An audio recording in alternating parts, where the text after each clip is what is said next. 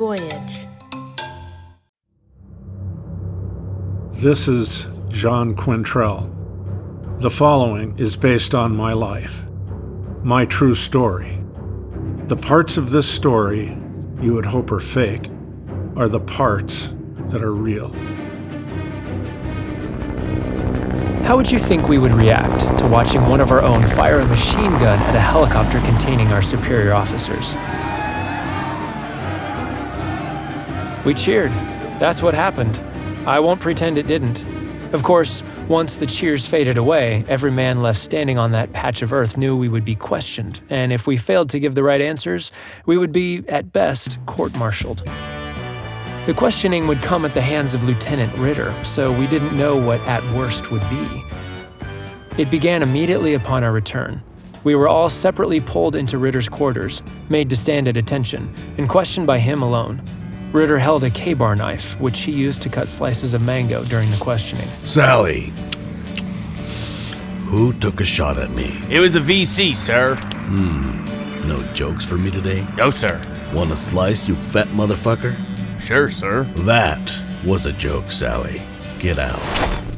You took that shot, yes?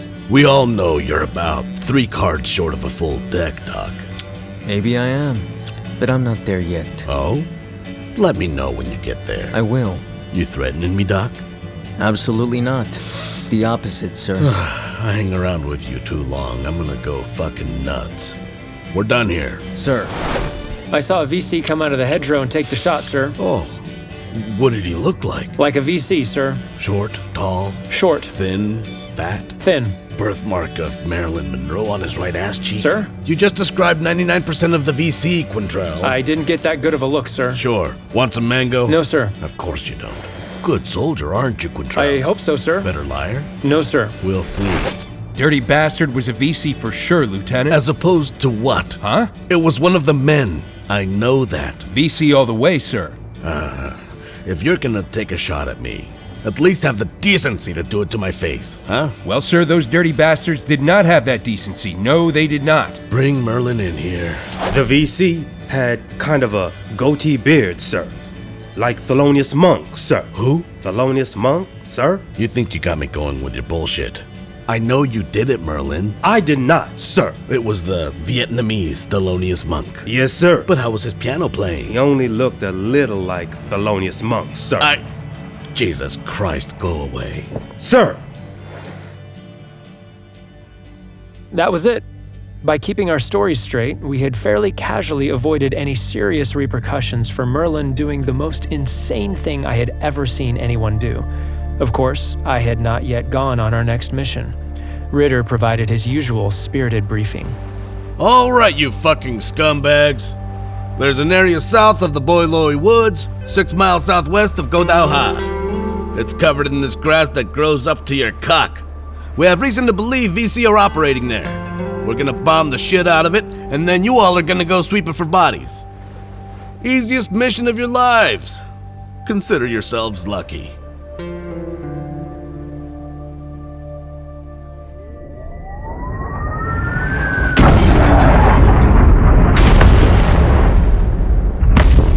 The artillery barrage lasted for 20 minutes, causing the grass to catch on fire.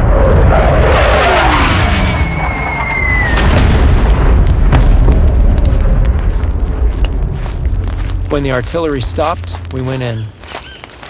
It was an overcast day as we began our sweep of the area. You see anything? Nope. Sally? Cleaner than a nun's asshole. Doc? Nothing. There's nothing. Merlin? All they've done here is murder some grass. And so it went. We spent hours combing the area, even though after about 6 minutes it was pretty obvious no one was there. Hundreds of thousands of dollars worth of artillery expended for 0 body count. The Army's fuzzy math was rearing its ugly head again.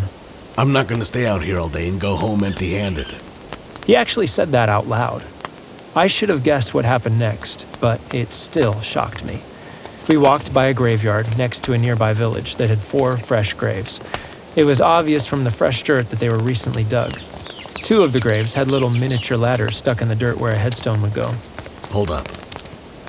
Timmy, radio the FSB and tell them we're checking out possible body count, weapons caches, or any sign of VC. While Ritter did what he was doing, Rich and I sat on our helmets. Get up! He looked at us and pointed at one of the graves and said, Dig it up. I looked at Rich in disbelief and turned to the lieutenant and said, It's not right to dig up a grave, sir. Dig it up. That's a direct order. Lieutenant. Do not make me repeat myself again. Luckily, or unluckily, I suppose, we had brought our entrenching tools that day and we knelt down to start the excavation. I'll dig, and you move the dirt. Our fellow soldiers watched us in a sort of spiritual agony, like they were shedding their skin, radiating anger. When we got the mounded dirt off, we realized it was a shallow grave. Rich hid a wood plank that was placed over the body as a makeshift coffin lid. The minute I pulled up the plank, an unbelievable smell came billowing out from the deteriorating corpse. We both turned away, and a wave of nausea rose up in my stomach. The lieutenant stood over us. Check for weapons and ammo under the body. The body was a Vietnamese man dressed in civilian clothes, and next to his head was a bowl of rice and a cup. We rolled the body over, and there was nothing under it. This was a regular person, Lieutenant.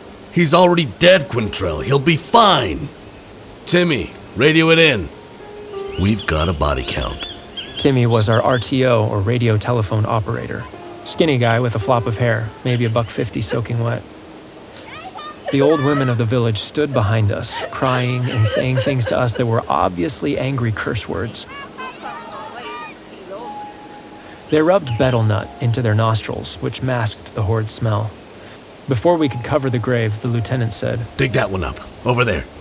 We dug up 2 more graves with the same results. No weapons, no ammo, no documents, no nothing. None of these people were fighters. Do the last one too, and we'll know for sure. No, sir. You're disobeying a direct order? You want me to tell the major what the direct order was? Just do it. No, sir. You want to join them? It was an insane thing to say in front of multiple witnesses. Ritter was crazy, but he wasn't that crazy. At least, I didn't think he was. I don't think I heard you, Lieutenant. Christ, Quintrell. You already did the other one, so what's the difference? I'm not going to uncover this last grave. Do what you have to do. Timmy, dig up this last grave. Timmy grabbed the entrenching tool and dug up the last grave.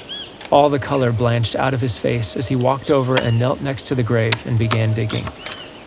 When he got down to the wooden planks, he turned and bent over, vomiting on the ground. He told the lieutenant he couldn't do any more and got up and walked back to his radio. The lieutenant was really pissed off and walked over and stood next to the exposed planks. There was a half-inch gap between the planks, and the lieutenant took his bayonet and bent over the grave and shoved it down between the planks. He must have pierced the dead man's bloated belly, because body fluids and gases shot up through the crack, landing on his pant legs and boots. Fuck me, shit! The stench poured over us all. I rolled away from the grave and laid face down, my hands covering my head. Let's get the fuck out of here! We desecrated 4 graves and left the mess for the mamasans to clean up. This went against everything the nuns had taught me at Catholic school. Everyone was quiet and no one was talking. No one was joking, and everyone seemed to know that we were in the presence of evil. Even God couldn't forgive us for what we've done. We left the graves uncovered and marched back to the base. On the way back to the base, the lieutenant told Timmy, Report 4 VC body count. No doubt Lieutenant Ritter received a commendation letter in his file.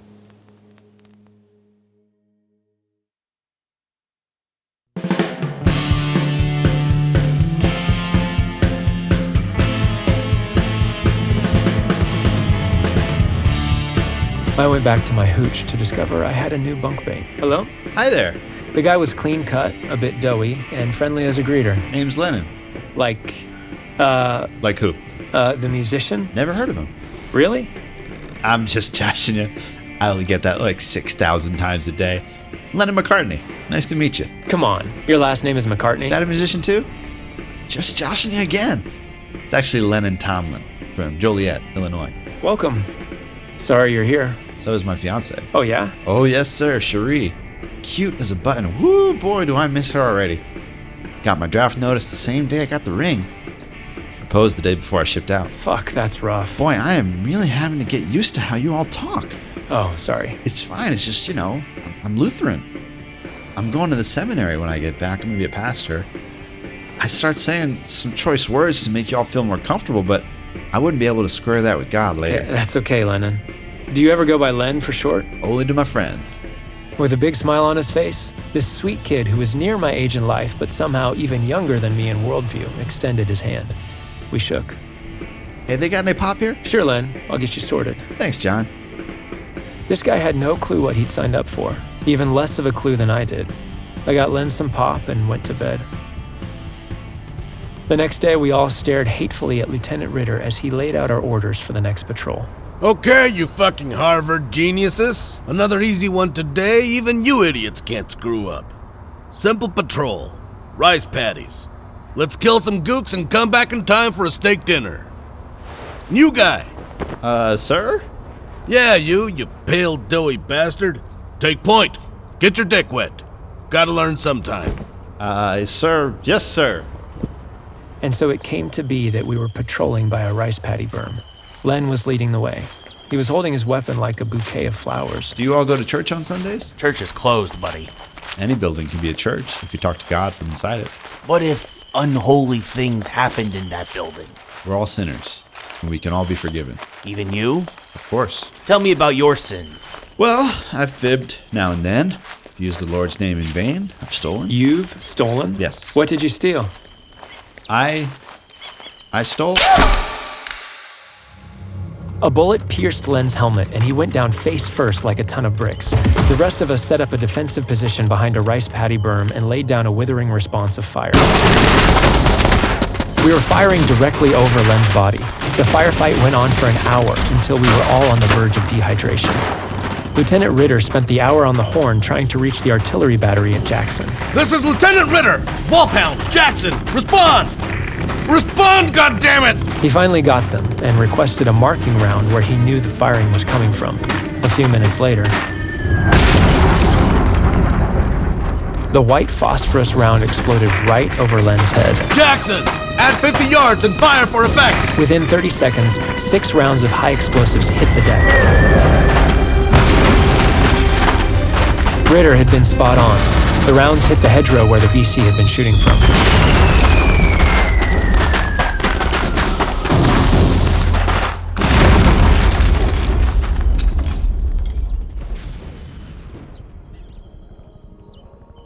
Within a few seconds of impact, Len got up and ran straight to our position.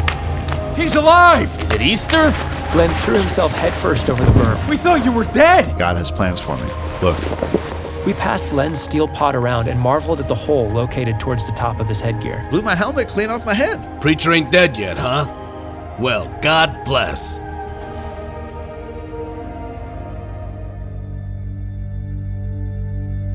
We returned to base, and once Len went to our quarters to pray, I gathered with the rest of the guys.